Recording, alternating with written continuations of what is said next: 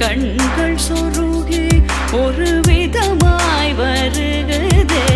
கதித்த மனத்தில் உறுத்தி பதத்தை எனக்கு அளித்து மகிழ்த்தவா.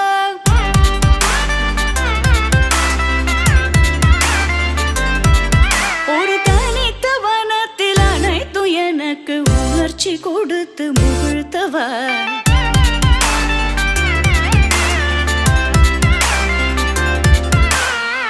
கடல் அலையினில் கதிரவனு